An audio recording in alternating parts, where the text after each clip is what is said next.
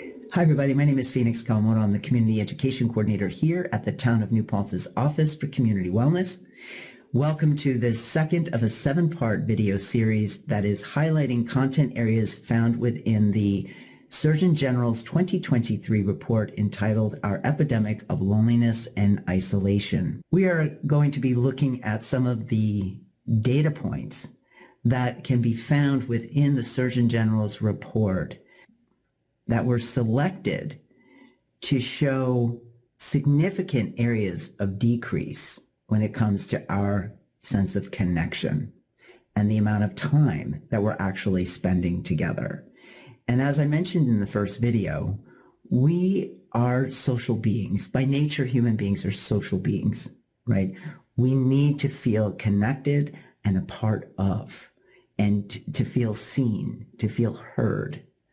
And when we have that level of support, right, that impacts our physical health and well-being, our emotional and psychological health, our spiritual health, not religiosity, but spiritual health in the sense of feeling a connection, feeling part of something bigger, feeling that we have purpose.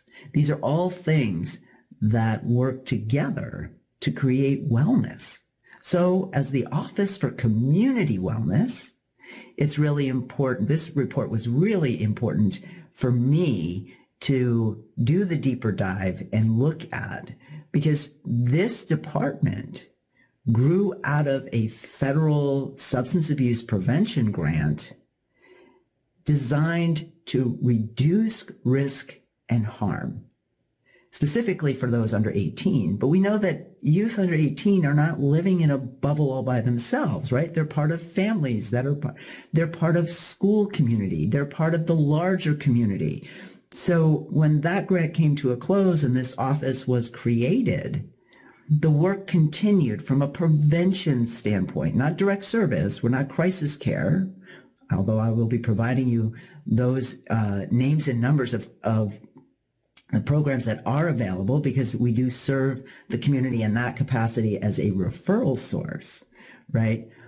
But the other part of our work is really to help create and enhance more opportunities for connection, for the very things that I was just talking about, right? So we work with literally partners across all of these different sectors, with different faith groups, with the schools, with parents, with youth, with service providers, all working together to create opportunities to bring people together, to bring some joy, and to help people know that they're not alone and that they're cared for. You'll see in the report, if you download the report from the link that we provide, only 16% of Americans in 2018 reported that they felt very attached in their community. Attachment and bonding is, again, another key factor towards health and well-being. So we are working very hard with all of our partners and creating this video series to help individuals in this community understand that this is really important. Social engagement, social connection really feeds us and feeds our well-being in important ways.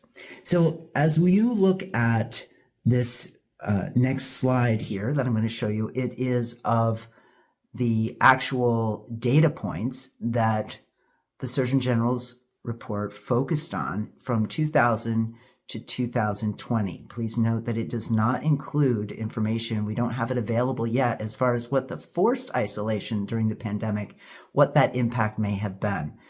But for right now, just looking at this part of it, you can see from 2000 to 2020, a decrease in our household family social engagements. So the people that we love and live with, we're spending less time with them, 5 hours less a month.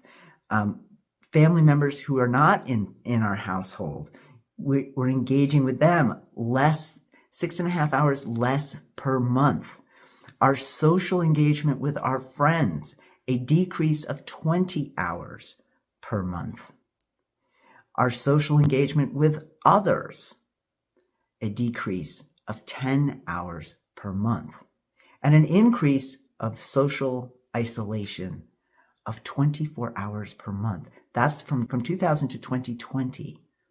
But it is not a new problem. These data points actually, some of them track back to the 70s. So we have been moving in a direction of becoming more and more isolated. And as you look further into this report, you're going to see how that actually impacts very specific areas of our physical health, how it's showing up in areas of mental health. So again, the work of this department is kind of following two tracks. One, we want to build opportunities and strengthen community and your feeling a part of something, right? So we have all of these different Thriving Together events, and we work to bring people together.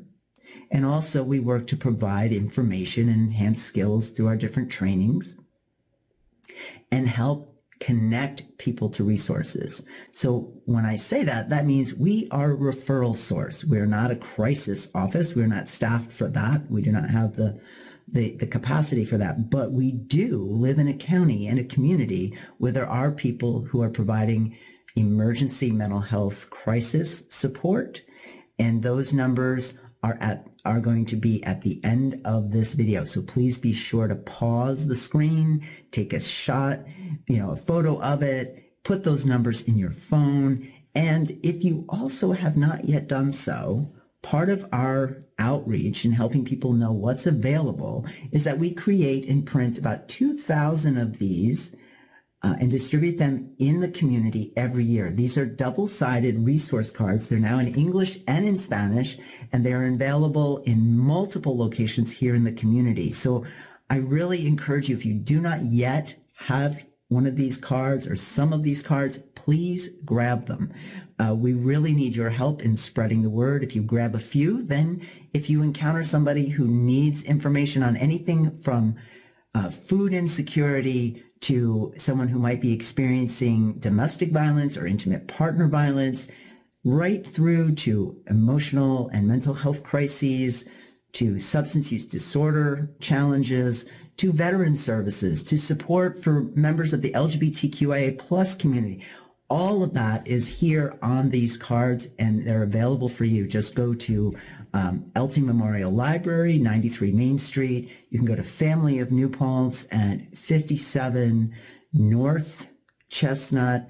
You have New Paltz Community Center at 3 Veterans Drive, and you also have Town Hall at 52 Clearwater Road here in New Paltz. All 4 of those locations you can stop during their regular hours and pick up some resource cards and help us help the members of this community. So I want to thank you for watching.